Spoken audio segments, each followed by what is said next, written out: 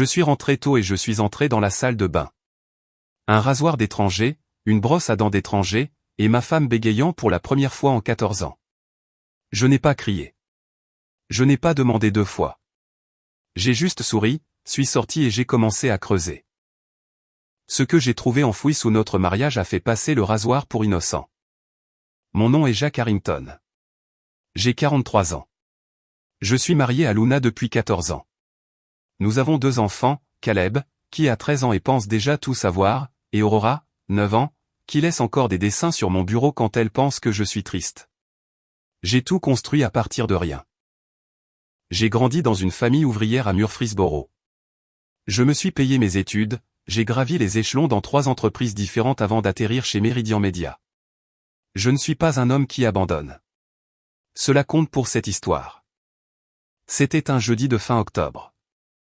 J'avais quitté le bureau tôt, ce qui était rare pour moi, mais une réunion client avait été annulée à la dernière minute, et je n'avais aucune envie de subir une nouvelle série de révisions budgétaires. Je suis rentré chez moi les fenêtres baissées et la radio éteinte, juste à réfléchir. La voiture de Luna était dans l'allée, ce qui n'était pas inhabituel. Elle dirigeait un petit studio de design d'intérieur en centre-ville et avait des horaires flexibles. Je suis entré par la porte latérale du garage. La maison est devenue silencieuse dès que j'ai franchi le seuil. Pas un silence bruyant, un silence doux. Le silence particulier d'une maison qui retient son souffle. Pas de musique de la cuisine. Pas de Luna m'appelant d'où qu'elle soit. Juste le calme. J'ai posé ma sacoche d'ordinateur portable sur le banc et j'ai traversé le couloir. La porte de la chambre était ouverte. Je suis entré et j'ai immédiatement remarqué la porte de la salle de bain principale. Légèrement entr'ouverte, une fine ligne de lumière coupant le sol. Luna était obsessionnelle avec cette porte. Elle la gardait toujours fermée. Toujours. Je l'ai poussée. Ce que j'ai trouvé ne s'est pas annoncé de manière dramatique. Il n'y a pas eu de scène de film. C'était juste une collection de petites choses étranges. Un rasoir d'homme posé sur le bord du lavabo, à manches noires, inconnu. Une serviette humide pliée sur la porte de la douche qui n'était pas la nôtre. Et là, à côté de ma brosse à dents, une seconde, inclinée comme si elle devait être là, comme si elle avait toujours été là. Mon cerveau a catalogué chaque élément lentement, comme il le fait quand quelque chose ne colle pas, et qu'il essaie d'abord de trouver l'explication innocente. J'ai entendu un pas derrière moi. Luna se tenait dans l'embrasure de la porte de la chambre, toujours habillée, une expression prudente sur son visage. Pas de surprise exactement, mais quelque chose qui s'en approchait, quelque chose de répété. « Tu es rentré tôt », a-t-elle dit, sa voix arrivant une demi-seconde trop tard. Je me suis tourné et les regardé sans parler. J'ai vu ses yeux passer de moi à la salle de bain et revenir. « À qui sont ceux-ci » j'ai demandé, gardant ma voix neutre. Ses lèvres se sont entr'ouvertes, puis se sont refermées, puis se sont rouvertes. « Qu'est-ce que tu veux dire » Le rasoir, la brosse à dents, la serviette. Je me suis écarté pour qu'elle ait une vue complète. À qui sont-ils, Luna ? Et ce fut le moment. Elle se tenait là, dans l'embrasure de la porte de notre chambre, la femme avec qui j'avais construit 14 ans de vie. Et elle a bégayé. Pas un mot ou deux. Toute sa contenance a bégayé. Une hésitation visible comme une machine qui s'accroche à quelque chose qu'elle n'était pas censée accrocher. Un ami. Elle a finalement réussi à dire. Il est passé. Il avait besoin de se rafraîchir avant un rendez-vous. Oui. Son menton s'est légèrement relevé, comme il le faisait toujours quand elle essayait de projeter une confiance qu'elle n'avait pas. Quel ami ? Une pause qui a duré un battement de trop. Dwayne. Tu ne le connais pas. C'est un client. J'ai hoché la tête lentement. Je n'ai pas élevé la voix. Je n'ai pas bougé vers elle. J'ai simplement dit, d'accord, et je suis sorti de la chambre, le long du couloir, et par la porte latérale. Derrière moi, je l'ai entendu m'appeler une fois. Je n'ai pas répondu. Je suis resté assis dans mon camion pendant 20 minutes dans l'allée, les mains sur le volant, le moteur éteint, sans m'effondrer, sans me désintégrer, juste à penser avec une froideur dont je ne me savais pas capable. J'avais déjà vécu cela en affaires. Le moment où l'on réalise que quelqu'un en face de la table vous ment et qu'il ne sait pas encore que vous le savez, on ne réagit pas. On rassemble, on planifie. J'ai sorti mon téléphone et envoyé un seul SMS à Grant Fowler. Besoin de parler. Pas urgent, mais bientôt. Puis j'ai démarré le moteur et j'ai roulé. J'ai roulé pendant environ 1 heure. Aucune destination, aucune musique, juste l'autoroute et l'obscurité d'octobre qui m'enveloppaient. Quand je suis finalement rentré dans l'allée, la lumière de la chambre de Luna était éteinte. Je suis resté dans le camion encore 10 minutes, puis je suis entré par le garage. Je ne suis pas allé à la chambre. J'ai pris le canapé. Le sommeil n'est pas venu avant longtemps. Je suis resté là dans le noir, fixant le plafond, rejouant la scène de la salle de bain dans ma tête en boucle. Non pas avec rage, mais avec une sorte de détachement médico-légal. Le rasoir, la brosse à dents, la façon dont elle avait dit son nom. Dwayne. Trop vite. Déjà préparé. Vers 2 heures du matin, je me suis levé et je suis allé à mon bureau à domicile. Je ne savais pas ce que je cherchais. J'ai ouvert le classeur où nous gardions les documents ménagers, hypothèque, assurance, déclaration de revenus. J'ai sorti les dossiers un par un, sans chercher quelque chose de spécifique, juste en bougeant. C'est là que j'ai trouvé l'enveloppe. Elle était glissée derrière le dossier d'assurance, c'est pourquoi je ne l'avais jamais vue. Une simple enveloppe blanche avec mon nom écrit à l'extérieur et l'écriture de mon père. Mon père, Carl Harrington, était décédé il y a 4 ans, une crise cardiaque à 68 ans, 2 semaines avant Noël. Je me suis souvenu d'avoir fouillé son bureau à la maison de Murfreesboro, d'avoir emballé des choses. J'ai dû l'emballer sans l'ouvrir, et la classer sans réaliser ce que c'était. Je me suis assis et je l'ai ouverte. C'était 3 pages, écrites à la main sur du papier légal jaune, daté de 14 mois avant sa mort. Jacques. Je voulais t'écrire ça depuis un moment et je n'arrête pas de repousser. La façon dont les hommes font avec les choses qui comptent. Alors, voilà. Ta mère a eu une aventure. 19 ans après notre mariage, je l'ai découvert comme la plupart des hommes. Par accident, sans chercher. Je veux te dire ce que j'ai fait de mal parce que tu es mon fils et je préférerais que tu apprennes de mes erreurs plutôt que de les répéter. Ce que j'ai fait de mal, c'est de réagir. Je l'ai confronté le soir même. J'ai crié. Je lui ai donné tous les avantages. Elle savait exactement ce que je savais, exactement ce que je ressentais, exactement à quel point elle m'avait blessé. Elle a utilisé tout cela. Au moment où la poussière est retombée, il ne me restait plus rien pour négocier. Je suis resté, et je suis content d'être resté, mais je suis resté à ses conditions, pas aux miennes. C'est la partie qui m'a dérangé pendant des années. Si jamais quelque chose comme ça t'arrive, et j'espère que non, ne réagis pas, rassemble-toi d'abord. Découvre tout avant de dire quoi que ce soit. Un homme qui contrôle son information contrôle le résultat. Je t'aime, mon fils. Sois plus intelligent que moi. Je l'ai lu 2 fois. Puis je l'ai plié soigneusement et je l'ai posé sur le bureau. Mon père avait été un homme tranquille, pratique, qui ne parlait jamais de sentiments s'il pouvait l'éviter. 3 pages de papier légal jaune, c'était le plus qu'il m'ait jamais dit sur quoi que ce soit de personnel. Et il l'avait écrit comme un manuel de campagne. Ne réagis pas, rassemble-toi d'abord. Découvre tout avant de dire quoi que ce soit. J'ai sorti mon téléphone et j'ai de nouveau envoyé un SMS à Grant. Demain matin. Café. Tôt. Puis j'ai ouvert mon application bancaire.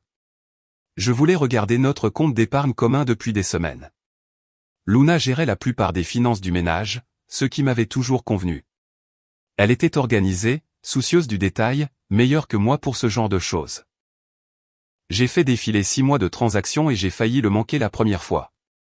Un virement récurrent une fois par mois vers un compte que je ne reconnaissais pas. Pas énorme, entre $800 et $1200 à chaque fois, mais constant. Chaque 3e semaine du mois, comme une horloge. Je me suis redressé. J'ai remonté plus loin. 12 mois de virement. 18 mois. Le numéro de compte était toujours le même. La ligne de mémo était toujours vide. J'ai noté le numéro de compte sur un bloc-notes et je l'ai fixé.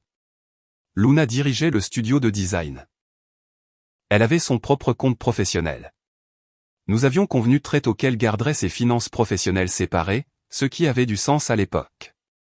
Mais ce virement ne provenait pas de son compte professionnel. Il provenait d'une autre, d'un compte joint où mes salaires atterrissaient. J'ai fermé l'application et suis resté assis dans le noir un moment. Le matin, j'étais levé avant les enfants. J'ai fait du café, j'ai fait passer Caleb et Aurora par leur routine, je les ai déposés à l'école sans croiser Luna, et j'ai conduit directement au restaurant sur Belmont, où Grant m'attendait déjà avec une tasse à moitié vide. Grant Fowler et moi nous connaissions depuis la fin de nos 20 ans. Il avait été mon premier mentor dans l'industrie, un directeur des opérations franc qui avait tout vu 2 fois. Il a écouté sans m'interrompre pendant que je lui exposais les faits. La salle de bain, le rasoir, Dwayne, la lettre, les virements. Quand j'ai eu fini, il a posé sa tasse. « Comment te sens-tu » ? Concentré, lui ai-je dit. Il m'a étudié un instant, puis a hoché la tête lentement. « D'accord, alors parlons de ce que tu vas faire ensuite. » Il s'est penché en avant. « Tu as besoin de quelqu'un qui puisse tracer ce compte, et tu as besoin d'un avocat de la famille avant qu'elle n'en trouve un. Qui bouge en premier fixe les conditions. » Je connais quelqu'un, ai-je dit, un détective privé qui a travaillé pour un type chez Meridian l'année dernière. Utilise-le, la voix de Grant était neutre et certaine. Et Jacques, ne la mets pas au courant. Pas encore. La seconde où elle saura que tu montes un dossier, tout deviendra plus difficile. J'ai hoché la tête. Je le savais déjà. Mon père me l'avait dit. 14 ans trop tard pour lui et juste à temps pour moi. J'ai quitté le restaurant et j'ai passé 2 appels depuis le parking. Le premier à un détective privé nommé Derek Parr. Le second à un avocat spécialisé en droit de la famille en centre-ville. La guerre n'avait pas encore commencé, mais j'en avais marre d'attendre qu'elle me trouve. Derek Parr opérait depuis un bureau au 2e étage au-dessus d'un cabinet de préparation fiscale sur Nolanville Pike. Pas d'enseigne sur la porte, juste un numéro. C'était un ancien de la police métropolitaine, début cinquantaine, avec le genre de visage qui avait cessé d'être surpris par quoi que ce soit il y a bien longtemps. Il m'a serré la main, m'a servi 2 tasses de mauvais café, et a écouté sans prendre une seule note pendant que je lui exposais tout.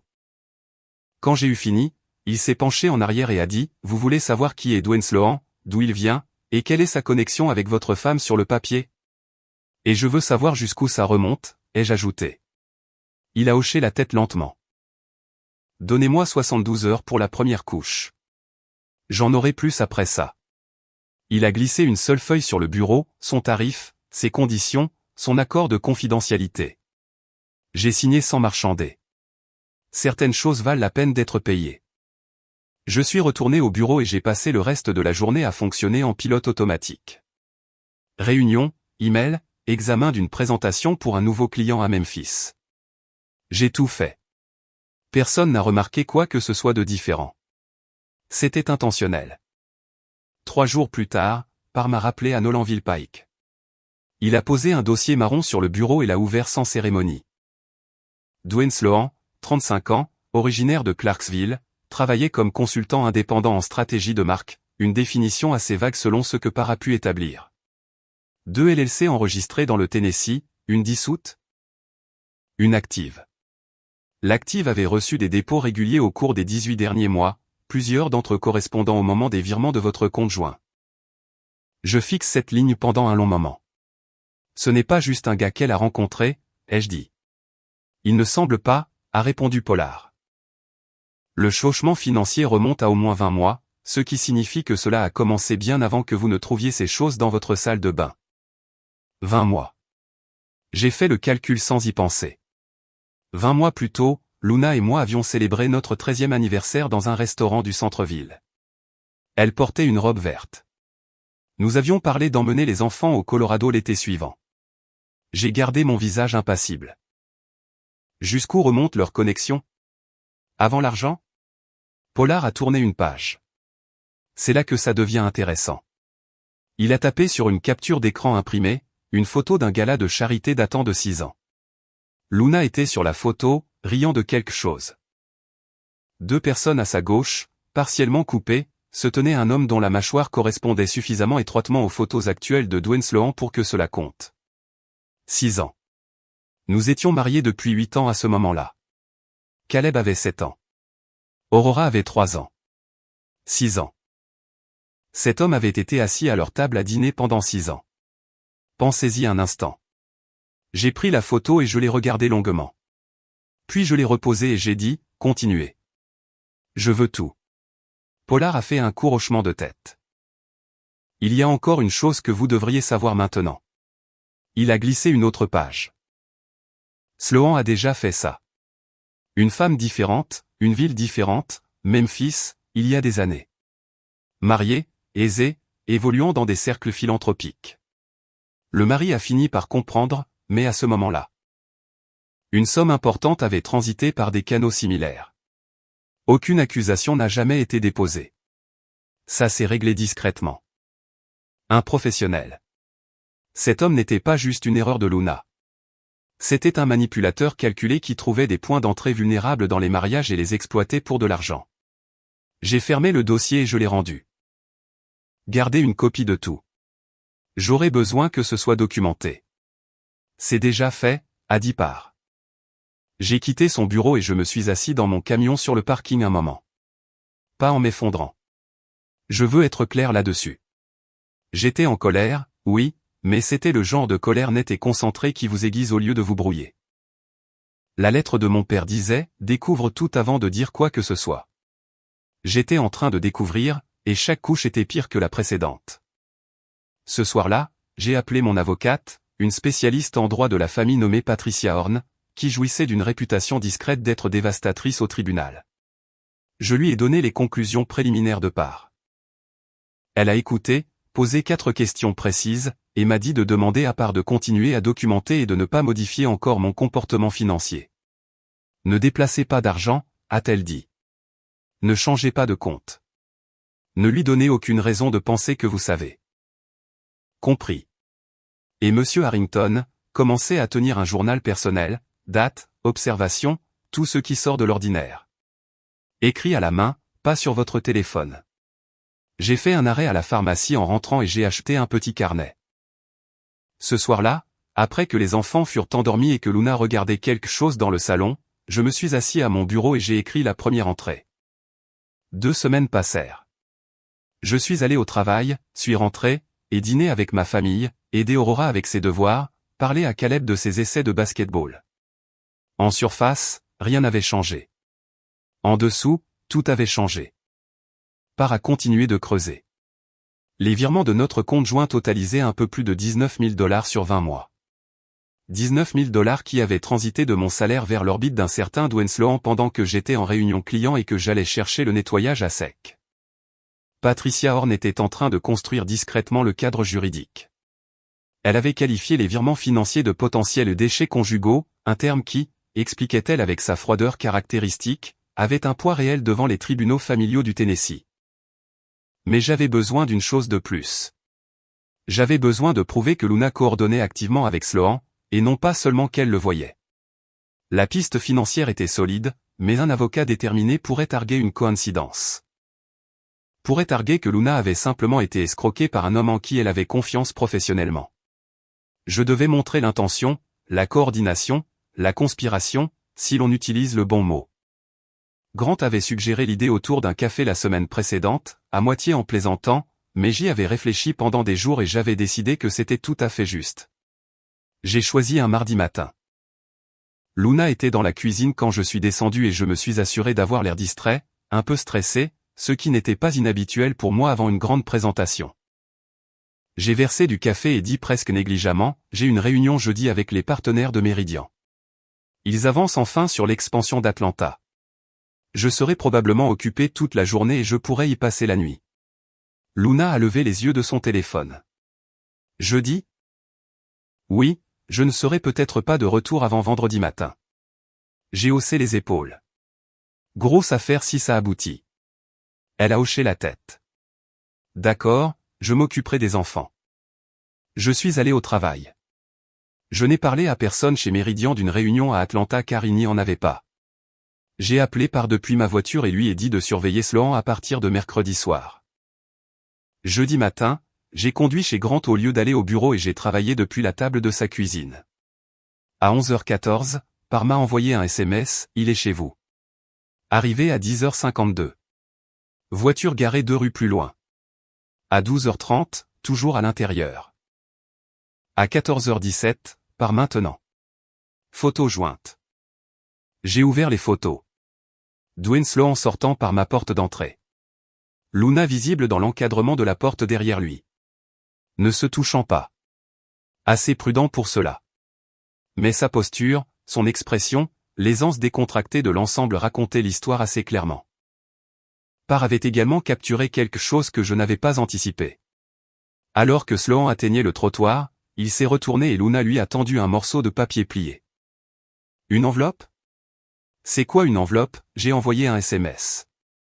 Parr a répondu 20 minutes plus tard, les suivis jusqu'à un café sur la 12e. Il l'a ouverte à table. Contenu photographié depuis un siège adjacent. Numérisation et envoi en cours. Le scan est arrivé quelques minutes plus tard. À l'intérieur de l'enveloppe se trouvait une seule note manuscrite de la main de Luna et un chèque personnel de son compte de studio de $1000. Je suis resté assis dans la cuisine de Grant et j'ai fixé cela. Tu l'as eu, a dit Grant doucement de l'autre côté de la table.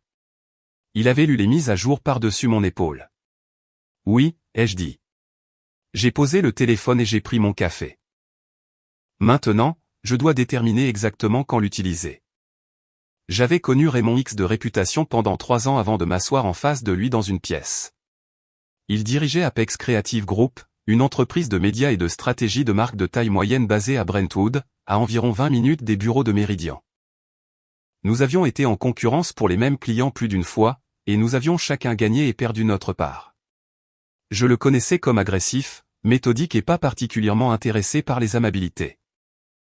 Il avait 50 ans, avait bâti son entreprise à partir d'un magasin de 2 personnes, et était largement considéré comme l'opérateur le plus affûté sur le marché des médias de Nashville en dehors des grands acteurs nationaux. Nous n'étions pas amis. Nous n'étions pas ennemis. Nous étions des concurrents qui n'avaient jamais eu besoin d'être autre chose. Cela a changé un mardi après-midi de mi-novembre. Grant m'avait mis la puce à l'oreille la semaine précédente. Il avait entendu, par le biais d'un contact mutuel dans l'industrie, que X faisait face à quelque chose de personnel qui avait recoupé ses affaires, quelque chose impliquant un consultant qui s'était rapproché de sa firme plus qu'il ne l'avait voulu. Grant n'avait pas de détails, mais il avait une intuition. J'ai appelé Raymond X directement. Sans intermédiaire, sans prétexte. Je lui ai dit que j'avais des informations sur un homme nommé Dwayne Sloan et que je soupçonnais que nous avions un problème commun. Il y a eu une pause sur la ligne. Puis il a dit, « Quand pouvez-vous nous rencontrer ?» Nous nous sommes assis dans un box d'angle dans un restaurant de Green Hills, sans personne à proximité. X est arrivé avant moi et avait déjà du café. C'était un homme compact au regard direct et sans mouvement inutile. Il a parlé le premier. Sloan m'a approché il y a 8 mois, se présentant comme un consultant en stratégie de marque avec une liste de clients impressionnante. J'ai fait une vérification superficielle, ses références ont été confirmées, son LinkedIn était soigné. Je l'ai intégré sur la base d'un projet. Il a fait une pause, tournant sa tasse une fois. 3 mois plus tard, j'ai découvert 2 choses simultanément. Premièrement, ces références étaient fabriquées. Les licences, les clients précédents, le portfolio, tout était construit. Deuxièmement, il avait développé une relation personnelle avec quelqu'un au sein de ma firme. Quelqu'un ayant accès aux contrats clients et aux structures de prix. J'ai gardé mon expression neutre. A-t-il pris quelque chose? Rien que je puisse prouver devant un tribunal. Mes 2 clients sont partis dans les 60 jours suivant son départ du projet. Ils sont allés chez un concurrent dont la proposition était étrangement proche de nos documents de stratégie interne. X m'a regardé fixement. Ce n'est pas un opportuniste romantique, Monsieur Harrington. C'est un courtier en information. Les relations personnelles sont la méthode. L'argent et le renseignement sont le produit. Je lui ai dit qu'Apollo avait trouvé les 20 mois de virement. La situation antérieure à Memphis, la photo d'il y a 6 ans au gala de charité. X a écouté sans m'interrompre. Quand j'ai eu fini, il est resté silencieux un instant. Puis il a dit, « Alors, il travaille votre femme depuis au moins 6 ans. Et vous avez des preuves des virements financiers. » Mon détective privé les a. Mon avocate les a, X a hoché la tête lentement. Il a fouillé la poche intérieure de sa veste et a posé une clé USB sur la table entre nous. J'ai quelque chose qui pourrait vous être utile. Des communications entre Sloan et mon ancien contact au sein d'Apex. Des emails pour la plupart. Ils établissent un schéma clair de son mode opératoire, comment il identifie les cibles, Comment il construit la relation? Comment il structure les arrangements financiers? Il a glissé la clé vers moi. Je ne peux pas l'utiliser publiquement sans exposer la vulnérabilité de ma propre entreprise, mais vous pouvez l'utiliser pour établir qui il est. Et ce qu'il a fait à votre mariage n'était pas personnel. C'était professionnel. J'ai pris la clé USB. Pourquoi m'aidez-vous? X a pris son café. Parce que Sloan m'a coûté 2 clients et 6 mois de sommeil. Et parce que des hommes comme lui continuent d'opérer tant que personne ne reconstitue le tableau complet. Il a croisé mon regard. Reconstituer le tableau complet, Monsieur Harrington. Je suis retourné au bureau de part et je lui ai remis la clé USB. Il l'a examinée dans l'heure. Les communications confirmaient tout ce que X avait décrit. Une méthodologie, un manuel. Dwayne Sloan l'avait utilisé sur au moins 4 femmes dans 3 villes qu'ils avaient pu identifier. Et Luna n'était pas sa première opération à long terme. Elle était juste la dernière. Ce soir-là, je me suis assis à mon bureau après que les enfants furent endormis et j'ai ajouté 3 pages à mon carnet. Date, montant, nom, la forme de l'ensemble, tout organisé. Luna est passée devant la porte du bureau vers 21h30 et s'est arrêtée en voyant la lumière allumée. Je travaille tard, je termine quelque chose, ai-je dit sans lever les yeux de la page. Elle est restée là 1 seconde, puis a continué. Je l'ai entendu fermer la porte de la chambre. J'ai continué à écrire. L'appel du docteur Ranata Shields est arrivé un jeudi matin alors que je conduisais au bureau. Le docteur Shields était la thérapeute des enfants. Nous avions commencé à y emmener Caleb il y a 8 mois, lorsque ses notes avaient chuté et qu'il s'était battu 2 fois à l'école. Elle lui avait fait du bien, direct et sans chichi. Aurora avait commencé à la voir mensuellement par précaution, ce que Luna avait suggéré et que j'avais accepté sans question. J'ai répondu au 2e coup de sonnette. Monsieur Harrington, a-t-elle dit, je veux être transparente avec vous sur quelque chose. Et je tiens à souligner que cet appel est fait avec la même transparence envers les 2 parents. J'ai été informé que Madame Harrington a eu plusieurs conversations avec moi au cours du mois dernier qui incluaient des caractérisations de votre parentalité et de l'environnement familial dont je pense que vous devriez être informé. J'ai garé ma voiture sur un parking et j'ai coupé le moteur. Quel genre de caractérisation? Le docteur Shields a choisi ces mots avec soin. Des descriptions d'indisponibilité émotionnelle. Des suggestions selon lesquelles l'atmosphère à la maison était tendue à cause de votre comportement. Des affirmations selon lesquelles les enfants lui auraient exprimé des préoccupations qu'ils ne m'ont pas exprimées. Une pause. Je veux être clair. Lors de mes séances avec Caleb et Aurora, aucun des 2 enfants n'a indiqué quoi que ce soit qui corresponde à ce que Madame Harrington a décrit. Les enfants ne disent pas toujours tout à un thérapeute. Mais le décalage ici est suffisamment important pour que je me sente obligé de vous en parler directement. J'ai gardé ma voix égale. J'apprécie cela, Dr. Shields. Je voudrais également suggérer à l'avenir que toutes les communications de l'un ou l'autre parent concernant les progrès thérapeutiques des enfants passent simultanément par les 2 parents. J'aurais dû établir cette limite plus tôt. Je l'établis maintenant. Cela me semble juste, ai-je dit. Après avoir raccroché, je suis resté assis dans le parking quelques minutes. Luna avait travaillé sur la thérapeute. Discrètement, régulièrement, elle construisait un portrait de moi comme étant le problème de la maison, probablement depuis des mois. C'était bien exécuté. Je lui accorde ça. Si le docteur Shields avait été moins scrupuleuse, cela aurait pu fonctionner. Elle a utilisé la thérapeute de leurs propres enfants contre lui. Ce n'est plus seulement de la trahison. C'est un tout autre niveau de froideur. J'ai appelé Patricia Horn depuis le parking. Elle a écouté le résumé et est restée silencieuse un instant. Elle construit un récit de garde, a déclaré Patricia. Cela correspond à ce que nous attendrions si elle consultait son propre avocat en secret. L'angle du thérapeute est courant. On essaie d'établir un dossier professionnel de déficience parentale avant le début des procédures de divorce. Sa voix était ferme et précise. Le fait que la thérapeute vous ait appelé est significatif. Cet appel, correctement documenté, devient la preuve de la tentative elle-même. Comment puis-je le documenter? Faites un suivi avec le Dr. Shields par écrit aujourd'hui. Envoyez un email, demandez-lui de confirmer ce qu'elle vous a dit. Restez factuel. Pas de commentaires. Elle répondra probablement et cette réponse fera partie de votre dossier. Patricia a fait une pause. Et Monsieur Harrington, je vous recommanderais de changer de thérapeute pour les enfants, quelqu'un avec qui aucun de vous n'a de relation antérieure. Une page blanche. J'ai passé ma pause déjeuner là-dessus. J'ai trouvé un psychologue pour enfants bien réputé du côté ouest. J'ai pris rendez-vous pour les 2 enfants pour la semaine suivante et j'ai envoyé au Dr Shields un email soigné et professionnel résumant notre conversation. Sa réponse est arrivée avant la fin de la journée, mesurée, professionnelle et clairement écrite par quelqu'un qui comprenait qu'elle pourrait éventuellement être lue par un juge. Je l'ai imprimée et ajoutée au dossier. Ce soir-là, Grant est venu après le dîner. Nous nous sommes assis sur le porche arrière pendant que les enfants regardaient un film à l'intérieur, et je l'ai informé de la semaine.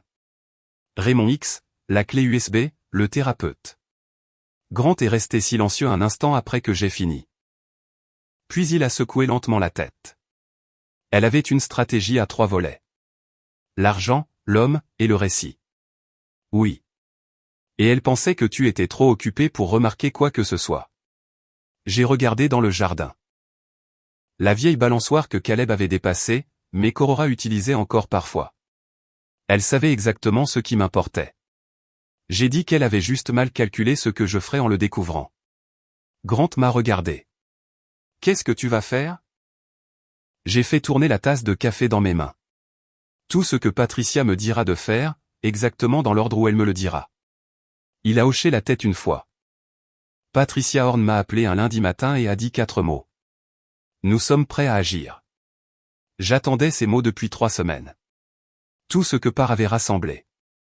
Tout ce que Raymond X m'avait remis sur cette clé USB. Le piège que j'avais tendu et dans lequel Luna avait marché tout droit.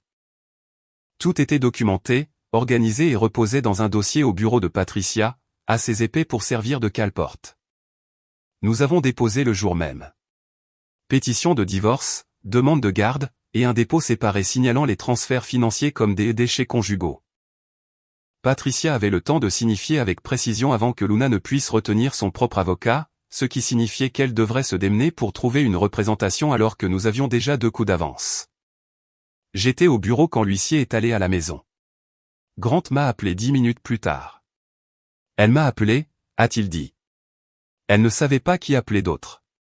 Elle avait l'air d'avoir été percutée par un bus. Qu'est-ce qu'elle a dit? Que tu l'avais prise au dépourvu? Qu'elle ne comprenait pas pourquoi tu ne pouvais pas simplement lui parler? La voix de Grant était sèche. Je lui ai dit que tu avais essayé de lui parler dans la salle de bain il y a 3 semaines et qu'elle avait répondu par une histoire inventée sur un client. Comment l'a-t-elle pris?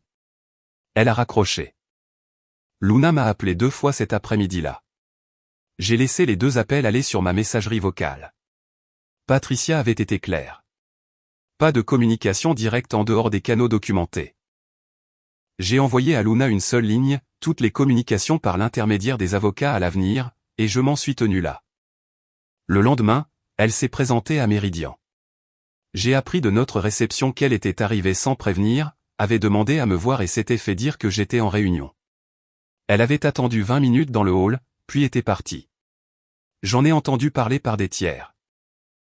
La réunion qu'elle avait interrompue était réelle, un appel client qui n'avait rien à voir avec tout ça, mais l'optique de son apparition inopinée sur mon lieu de travail était exactement le genre de choses que Patricia m'avait dit de documenter.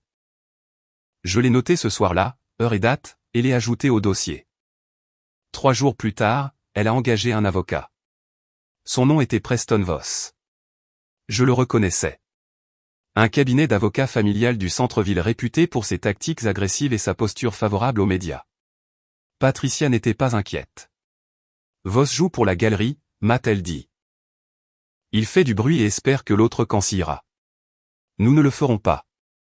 Le premier véritable coup est arrivé le mardi suivant, lorsque Voss a déposé une contre-requête alléguant une faute financière de ma part.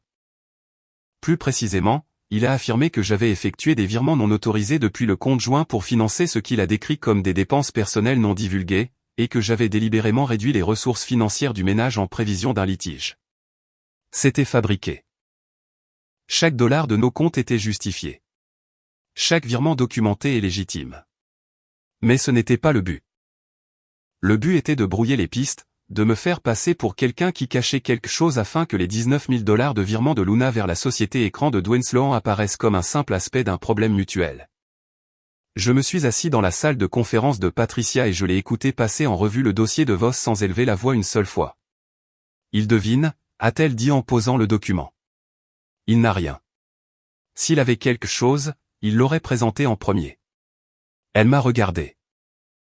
Nous répondrons avec vos dossiers financiers complets remontant à 3 ans. Clair, organisé, annoté. Nous enterrons son allégation sous la documentation. Faites-le, ai-je dit. Parr avait une dernière pièce sur laquelle il travaillait depuis 2 semaines. La situation de Memphis, l'ex-mari, qui avait traité avec Sloan et réglé la chose discrètement. Parr l'avait retrouvé grâce au dossier judiciaire et avait passé un appel discret. L'homme s'appelait Gerald Whitfield, et il avait accepté de fournir une déclaration écrite confirmant le schéma qu'il avait vécu, les fausses références, l'arrangement financier, la façon dont Sloan avait opéré. J'ai lu la déclaration de Whitfield ce soir-là à mon bureau. C'était un document simple, soigné, avec les dates, les montants, une description de la façon dont cela s'était terminé. Au bas de la page, il avait écrit une phrase qui ne faisait pas partie du résumé légal, « J'espère que vous le frapperez plus fort que moi. » J'en avais l'intention. Aurora m'a apporté un dessin avant d'aller au lit ce soir-là. 2 bonhommes allumettes se tenant la main, étiquetés, Papa, et Rora, dans son écriture soignée. Je les scotchai au bord de la lampe de mon bureau et les regardai un moment après qu'elle fût endormie. Quoi qu'il arrive dans ce tribunal, ces 2 enfants rentraient à la maison avec moi. C'était le seul résultat que je construisais. Le gala trimestriel de Méridian avait lieu chaque novembre dans un hôtel du centre-ville. Clients, partenaires, contacts de l'industrie, la rotation habituelle des visages. Luna et moi y avions assisté ensemble chaque année depuis que j'avais rejoint l'entreprise. Cette année, j'y suis allé seul. Je ne l'ai pas annoncé. Je n'en ai pas fait une histoire. Je suis simplement arrivé, j'ai signé et j'ai circulé dans la pièce comme je l'avais toujours fait. Poignée de main, conversation, un verre que j'ai à peine touché. Mais les gens l'ont remarqué. Dans notre industrie, dans notre cercle, l'absence parle fort. L'absence de Luna Harrington, debout à côté de moi au gala Méridian, 2 semaines après que les demandes de divorce eurent apparemment commencé à circuler discrètement dans le réseau professionnel de Nashville, a parlé avec un volume particulier. Raymond X m'a trouvé près du bar vers 20h30. Tu as l'air d'un homme qui a bien dormi la nuit dernière, a-t-il dit, ce qui était sa version d'un compliment. Oui, lui ai-je dit, et c'était vrai. Il tenait son verre sans en boire. Voss a déposé une contre-requête. Patricia m'a dit qu'elle n'était pas inquiète. Elle a raison de ne pas l'être. X a jeté un coup d'œil de l'autre côté de la pièce, puis est revenu à moi. Pour ce que ça vaut, la déclaration de Whitfield va être importante. Un schéma documenté transforme la conversation d'un litige conjugal en un stratagème prédateur. Les juges remarquent cette distinction. C'est ce que Patricia pense aussi. Il a hoché la tête une fois. Nous sommes restés dans un silence confortable un instant, ce qui aurait été impensable il y a 3 semaines. Tu sais, a dit X finalement, je t'ai fait concurrence pendant 3 ans et je n'ai jamais pensé si je te respectais. Une pause. Pour le dossier, oui, je le fais. Je l'ai regardé. Pareil. Il est passé à autre chose. Je suis resté où j'étais 1 minute, observant la pièce. Il y a 1 an, j'aurais été en train de la scanner pour Luna, vérifiant qu'elle était à l'aise, m'assurant que nous travaillions la pièce comme le font les couples lors d'événements de l'industrie. Maintenant, j'étais juste là, présent à mes propres fins, à mes propres conditions. C'était un sentiment différent de ce que j'avais attendu. Pas solitaire, pas triomphant, juste net. Patricia m'a appelé le lendemain matin avec une nouvelle que je n'avais pas anticipée. Voss l'avait contacté la veille au soir après le gala. Comme si mon apparition seule là-bas avait été un signal quelconque. Il voulait discuter d'un cadre de règlement. Pas de litige, pas de procès, une résolution négociée. Elle a peur, a déclaré Patricia. De quoi? Plus précisément, des preuves financières. Voss a vu le rapport complet de Parr maintenant, la version complète que j'ai divulguée en réponse à sa contre-requête. Il connaît la déclaration de Whitfield. Il connaît X et la clé USB. Une brève pause. Sa cliente ne lui a pas tout dit avant qu'il ne prenne l'affaire. Il est en train de se recalibrer. À quoi ressemble un règlement, j'ai demandé. Elle propose une garde conjointe, un partage des biens à 50-50e, et aucune pension alimentaire dans les deux sens. Je n'ai pas répondu immédiatement. J'ai marché jusqu'à la fenêtre de mon bureau et j'ai regardé la rue en contrebas. La garde conjointe signifiait que mes enfants feraient des allers-retours pour le reste de leurs années scolaires. Cela signifiait que Caleb et Aurora passeraient des nuits dans une maison à laquelle Dwayne Sloan avait accès, avec une femme qui avait une entente financière avec lui depuis 20 mois pendant que je payais l'hypothèque. Non, ai-je dit, garde physique complète, garde légale principale, visite structurée. Elle peut les voir. Je n'essaie pas de la couper de leur vie, mais ils rentrent chez moi. Patricia est restée silencieuse un instant. C'est une ligne plus difficile à tenir devant les tribunaux. En l'absence de preuves de préjudice direct aux enfants. J'ai les documents du thérapeute, ai-je dit. Elle a essayé de manipuler le thérapeute des enfants pour construire un récit de garde. C'est dans le dossier. C'est vrai, a reconnu Patricia. D'accord, je répondrai en conséquence. Sa voix a légèrement changé, quelque chose qui ressemblait à de l'approbation. Monsieur Harrington, je tiens à ce que vous sachiez qu'en 20 ans de droit de la famille, les clients qui viennent me voir avec ce niveau de documentation sont ceux qui déterminent l'issue. Vous avez fait le travail. Je l'ai remercié et j'ai raccroché. Ce soir-là, j'ai emmené Caleb et Aurora à leur pizzeria préférée sur Charlotte Avenue. Caleb a mangé 3 parts et s'est plaint que son entraîneur de basketball imposait des exercices de conditionnement supplémentaires avant les essais. Aurora a déclaré que les champignons étaient la meilleure garniture et que quiconque n'était pas d'accord avait tort. J'ai mangé ma propre nourriture et je les ai regardés sans penser à rien d'autre qu'à ce qui était devant moi. Sur le chemin du retour, Aurora s'est endormie sur le siège arrière. Caleb est resté silencieux un instant, puis a dit sans me regarder, « Papa, est-ce que ça va aller entre toi et maman ?» Je l'ai regardé dans le rétroviseur. 13 ans, essayons de poser une grande question avec la plus petite voix possible. Ce sera différent, ai-je dit prudemment. Mais toi et Aurora, vous serez toujours bien. C'est ça qui compte. Il a hoché la tête et a de nouveau regardé par la fenêtre. Il n'a rien demandé d'autre. Parfois, c'est suffisant. Pas toutes les réponses, juste la bonne au bon moment. Je me suis garé dans l'allée et suis resté dans la voiture 1 minute après qu'Aurora se soit réveillée. La maison était éclairée, l'air chaleureux de l'extérieur.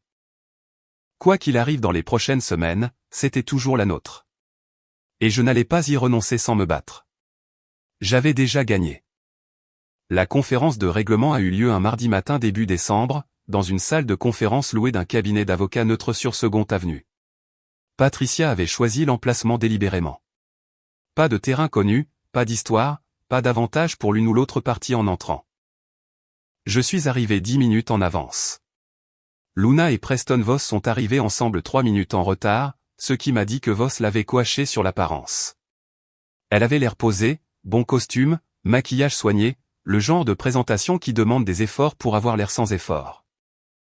Je l'ai reconnue parce que je l'avais vue la préparer dans le miroir de notre salle de bain pendant 14 ans. Elle m'a jeté un coup d'œil en s'asseyant. J'ai répondu par un regard sans expression et me suis tourné vers Patricia. Voss a commencé par leur position, garde conjointe, partage égal des biens, aucune reconnaissance des virements financiers comme déchets conjugaux. Il a présenté cela comme une dissolution simple d'un mariage qui avait suivi son cours. Langage calme, ton raisonnable, le genre de discours que l'on tient quand on sait que l'autre camp a les cartes en main et que l'on espère qu'il se contentera de l'apparence. Patricia l'a laissé finir. Puis elle a ouvert son dossier. Au cours des 40 minutes suivantes, elle a tout exposé. Le rapport financier complet de parts, les numéros de compte, la chronologie des virements, l'enregistrement de la société écran, la connexion à la LLC de Dwayne Sloan, la réunion fabriquée du jeudi et la remise par Luna de l'enveloppe à Sloan devant la caméra. La clé USB de Raymond X et son contenu établissant la méthodologie de Sloan sur de multiples cibles. La déclaration écrite de Gerald Whitfield de Memphis. La documentation du thérapeute des enfants. L'email du Dr Shields confirmant la tentative de construire un récit de garde et son retrait subséquent de ces conversations. Voss était au courant de certaines choses, pas de toutes. Je l'ai regardé lire la déclaration de Whitfield, puis la poser avec l'immobilité particulière d'un homme qui recalcule. La contenance de Luna a tenu bon pendant la section financière. Elle a vacillé légèrement lorsque Patricia a lu les communications de la clé USB, les passages où Sloan avait catégorisé ses cibles, décrit ses méthodes, noté la durée et le rendement financier de chaque arrangement. Le nom de Luna n'était pas dans ses fichiers, mais le schéma était identique. Voss lui a posé une main sur le bras, et elle l'a retiré. Notre position, a déclaré Patricia, refermant le dossier, est la garde physique principale à Monsieur Harrington. Droit de visite structuré pour Madame Harrington. Révisé tous les 90 jours. La maison familiale revient à Monsieur Harrington. Le portefeuille d'investissement, d'une valeur à peu près équivalente, revient à Madame Harrington. Le total des virements de 19 400 $ est traité comme un gaspillage matrimonial et déduit de sa part. Silence. Voss s'est penché vers Luna et lui a parlé doucement. Elle a secoué la tête 2 fois. Il a reparlé. Elle a regardé la table pendant un long moment. Puis elle m'a regardé. Les enfants, a-t-elle dit, et sa voix était la première chose sans défense que j'ai entendue d'elle depuis des semaines. Je veux voir les enfants. Tu le peux, ai-je dit. Tous les 2 week-ends pour commencer, possibilité d'élargir si le coordinateur parental est d'accord. Sa gorge a bougé. Ce n'est pas suffisant. C'est ce qui est disponible pour l'instant, ai-je répondu. Tu as passé les 6 dernières semaines à essayer de monter un dossier pour prouver que j'étais un père insuffisant via la thérapeute de tes enfants. Le coordinateur parental en tiendra compte. Montre-lui quelque chose de différent au cours des 6 prochains mois, et l'horaire changera. Elle a de nouveau baissé les yeux. Voss a écrit quelque chose sur son bloc-notes. Ils ont échangé un regard. Puis il a hoché la tête une fois lentement et a commencé à discuter du langage avec Patricia. Il a fallu encore 2 heures pour finaliser les détails. Une fois cela fait et les signatures recueillies, Voss a rapidement rangé sa mallette et est parti. Luna est restée au bout de la table un instant, boutonnant son manteau. Je parlais déjà tranquillement avec Patricia. Luna n'a rien dit en sortant. À la porte, elle a fait une pause et j'ai cru qu'elle allait se retourner. Elle ne l'a pas fait. Patricia m'a raccompagné à ma voiture ensuite. Propre, a-t-elle simplement dit. Merci, je lui ai dit. C'est vous qui avez préparé, a-t-elle répondu. Je n'ai fait que le présenter. J'ai conduit chez moi dans la lumière du début de l'après-midi. Caleb et Aurora étaient encore à l'école. La maison sur Elmwood Drive était silencieuse. Le bon genre de silence cette fois, pas le mauvais. J'ai traversé la cuisine, le long du couloir jusqu'à la chambre principale. La porte de la salle de bain était ouverte, comme j'avais pris l'habitude de la laisser. Je me suis tenu dans l'embrasure de la porte et j'ai regardé l'évier où le rasoir avait été. L'endroit où la brosse à dents d'un étranger avait reposé à côté de la mienne. Le porte-serviette où une serviette humide avait raconté une histoire que Luna n'était pas prête à expliquer. Je m'étais tenu à cet endroit exact cette semaine plus tôt et j'avais senti le sol bouger sous moi. Je me tenais ici maintenant et je ressentais autre chose.